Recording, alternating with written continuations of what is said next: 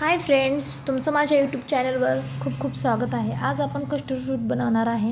त्यासाठी आपल्याला दूध घ्यायचं आहे अर्धा लिटर आणि ते उकळून घ्यायचं आहे। नंतर एका बाउलमध्ये 2 चमचे कस्टर्ड पावडर टाकून ते पूर्णपणे मिक्स करून घ्यायचे आहे आणि हळूहळू असं ढवळत राहायचं आहे।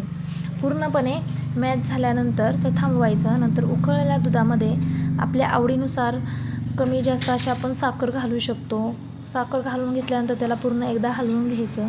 नंतर आपण जे बनवलेलं मिश्रण होतं कस्टर्ड पावडरचं ते त्यामध्ये मिसळून घ्यायचं आणि ढवळत राहायचं पूर्णपणे मॅच होईपर्यंत आणि जरा घट्टसर होईपर्यंत हलवत राहायचं आणि 2 मिनटं शिजवून घ्यायचं।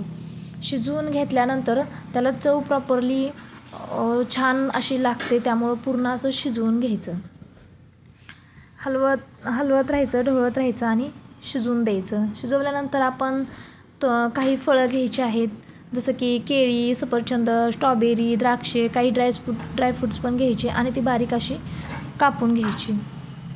या प्रकारे बारीक अशी कापून घेतल्यानंतर पुन्हा आपण जे मिश्रण तयार केलेलं होतं कस्टर्ड पावडर आणि दुधाचं, त्यामध्ये हे पूर्ण कापलेली फ्रूट्स त्यामध्ये टाकून घ्यायचेत आणि ढवळत राहायचं।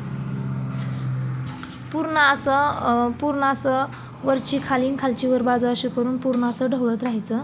ढवळत राहायचं। त्याचा स्मेल खूप छान येतो। त्यामध्ये तुमच्या आवडीनुसार इसेन्स मिसळायचा असेल, जसं की पायनॅपलचा, तरी मिसळू शकता।